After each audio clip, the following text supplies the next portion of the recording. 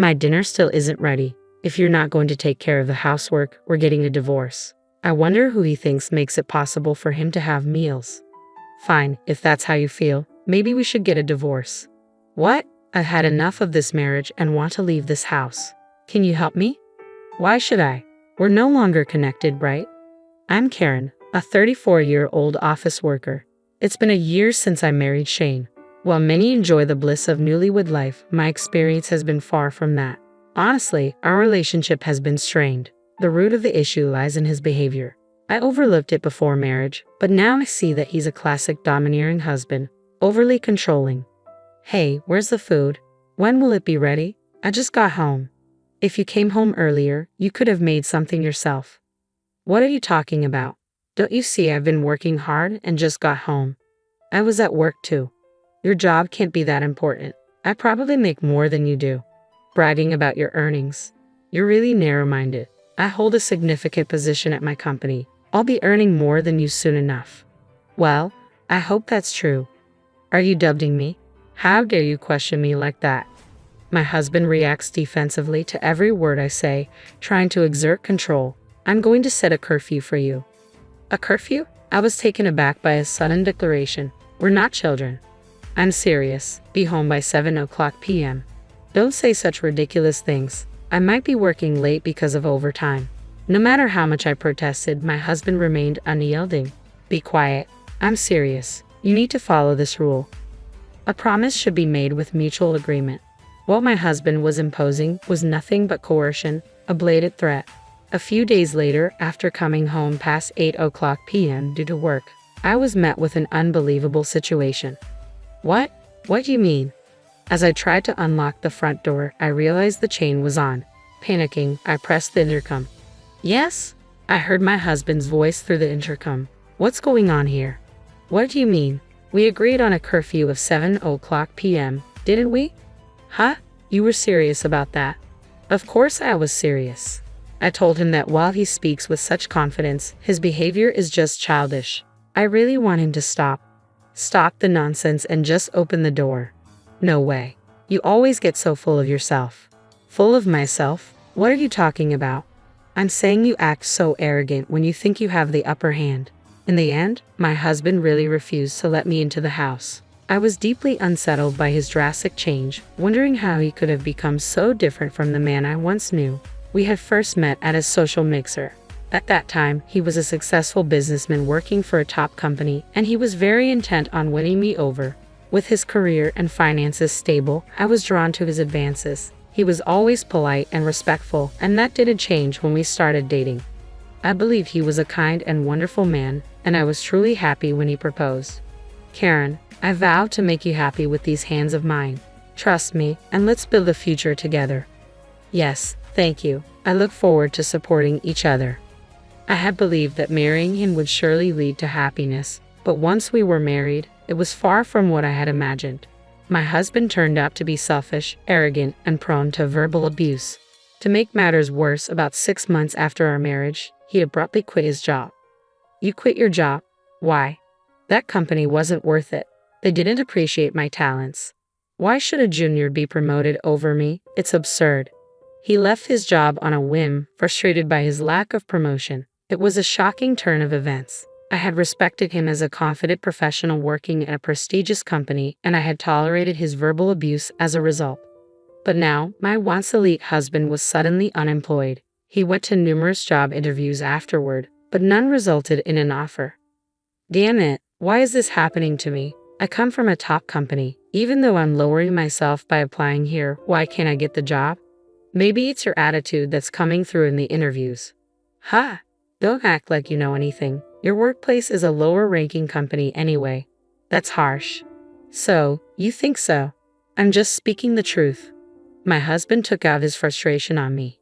He had always been controlling at home, but his verbal abuse escalated significantly. Eventually, unable to find a new job, he settled for a part-time position working only 3 days a week, claiming it was due to job hunting. His income dropped to around $700 a month, yet he continued to act arrogantly toward me. My view of him deteriorated daily, and I regretted marrying him more and more. I found myself constantly overwhelmed with household chores and meal preparations while enduring his endless complaints. It felt like dealing with a teenager, and I was left physically and emotionally drained despite everything. I couldn't bring myself to consider divorce even though we had been married for less than a year. During this time, my husband grew increasingly bold, eventually setting a curfew for me and locking me out of the house. I wondered why I had to endure such treatment. After coming home exhausted from work and even doing the grocery shopping, he locked me out for missing the curfew. I was completely bewildered. Normally, I would consider returning to my parents' home, but since they had passed away, I didn't know where to turn. Desperate for help, I decided to call my best friend, Mika. "Hello, Mika, can I come over now?" "What's going on? Did something happen?" "My husband won't let me into the house." "What? Why not?" "Okay, come over right away." "Thank you so much." With that, I hurried to Mika's place. "Sorry for the sudden visit." "Don't worry about it. What happened?" I explained how my husband had locked me out of the house because I missed the curfew he had set. "He actually did that?" "Yes, I can't believe it. It feels like he's being really abusive. Maybe his pride from working at a big corporation is making him look down on you." "Oh, and I also mentioned my husband's sudden resignation." "What? A part-time job? That's unbelievable. How can he act like this when you're the one supporting us?" "Yes, I'm thinking it might be best to leave him sooner rather than later. But we've only been married for less than a year. It doesn't feel right to just get divorced so easily." "Karen, are you truly happy?" "No." My best friend looked concerned, pondering for a moment before offering a suggestion. "I'm not sure if your marriage can be salvaged, but maybe you should start documenting his abusive behavior. You could keep a record or even make recordings." "Really?"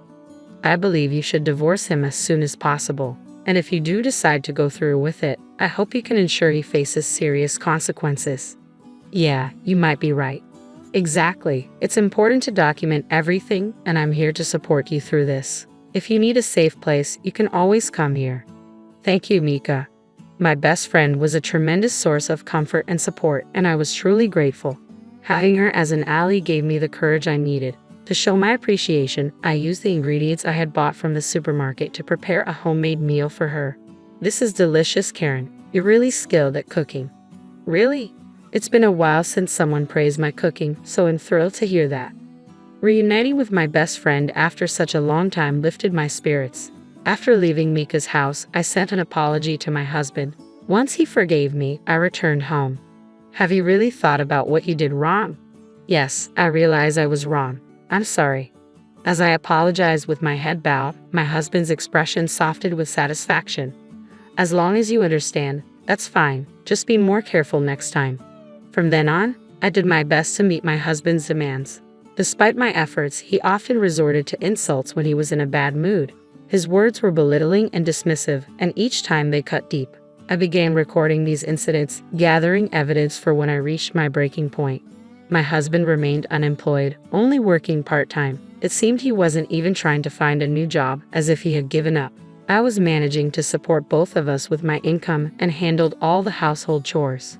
He continued to complain and act badly towards me, trying to assert control. He seemed content with the situation, dependent on my salary, yet treating me with emotional abuse. I confided in my best friend that I didn't want a divorce, but my patience was wearing thin with his increasingly unacceptable behavior. I felt like I was at the end of my rope. How could he be so insensitive? How does he view me? Why did he even marry me? These questions plagued my mind. One day, after being forced to stay late at work, I arrived home past 7:00 p.m. Thankfully, my husband was out and hadn't returned yet, so I managed to get inside and began hastily preparing dinner. But he came home soon after. "Oh, well, welcome back." Noticing that dinner wasn't ready, he looked displeased. "Why isn't dinner ready yet?" "I'm sorry, it will be ready soon." "Don't lie, it looks like you've just started." I apologize. I just got home. As we talked, I noticed he was carrying a bag from an expensive brand. While I was working hard, he had been leisurely spending on luxury goods. His selfishness was infuriating and inexcusable. Despite this, he continued to berate me, completely disregarding my feelings. "Are you incapable of learning, or are you deliberately trying to provoke me? You incompetent fool. If you neglect the household, we'll get a divorce. Do you understand?" In that moment, My patience snapped. Did he really think he was entitled to a meal provided by someone he treated so poorly? Fine, if that's how you feel, shall we get a divorce then? What? My husband looked stunned. I've decided to leave this house. Are you really serious about divorcing me? Yes, I can't continue with you. You're superficial, useless, arrogant, and the worst partner I've ever had. My words seemed to ignite fury in my husband. His face reddened and his whole body trembled with rage. How dare you speak to me like that? As a low-ranking employee, you have no right to criticize me. I have no use for a woman like you. With that, he pulled out a prepared affidavit from a drawer. I hadn't realized he had it ready, but it worked to my advantage. I quickly signed the document, gathered my things, and left. Now, I had severed all ties with him. Feeling liberated, I headed to Mika's house where she greeted me warmly. You've worked hard, now you're free. Yes, I wouldn't have had the courage to divorce without your support. I'm really grateful. Don't let your guard down. It's not over yet. He needs to face the consequences. Absolutely and thoroughly. I hired a lawyer and filed a lawsuit against my ex-husband for moral harassment. He seemed quite flustered, clearly not expecting a legal battle. Why me? And don't mess around. He erupted in anger. I was relieved to leave the details to my lawyer, avoiding direct confrontation with his outbursts. My lawyer methodically presented the facts and evidence, and eventually, my ex-husband seemed to resign himself to the situation. He had been blaming me for the divorce to his parents, but the lawsuit compelled them to seek the truth. Upon learning the full story, they were horrified and decided to disown him. Now that he had lost his support system, my ex-husband was left to figure out how to manage on his own. He continued living in the expensive apartment he had always coveted during his employment. Even after quitting his job, I had been transferring money to cover his rent. But now that we were divorced, he had to handle his living expenses, rent, and compensate me for his abusive behavior. With rent set at $1,000 a month and his income not sufficient, he was in dire straits and reached out to me for help. Hello, what's the problem? Help me, I'm at a loss here. Why should I help you? We have no obligations to each other anymore. But we once loved each other, didn't we? That's unsettling. What do you mean? Do you think you're entitled to forgiveness just like that? Do you realize how deeply you've hurt me? I'm sorry, I'll apologize properly. An apology like that means nothing to me. Every time I apologize, you get all self-righteous. It's clear you have no respect for me. Just so you know, my salary has increased. I'm now earning more than you ever did as a full-time employee. What?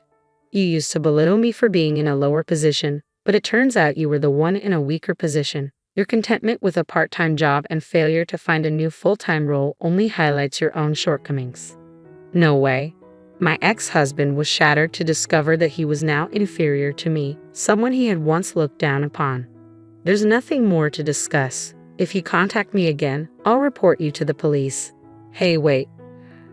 I declared this firmly, ignoring his pleas and ending the call. I had already blocked his number and intended to sever all ties with him. Later, I learned from my former in-laws that he had settled his unpaid rent with a loan and moved out of his apartment. He is now working full-time and living in a more affordable place. Despite this, he continues to make alimony payments to me on time, indicating that he's working hard with a renewed sense of purpose. However, that doesn't mean I have any desire to reconcile. I am now living in a spacious new flat with my best friend Mika. We fill our days with fun, conversations, evening drinks, and a peaceful, fulfilling life. I am deeply grateful to Mika for her support and plan to give her a special gift as a token of my appreciation.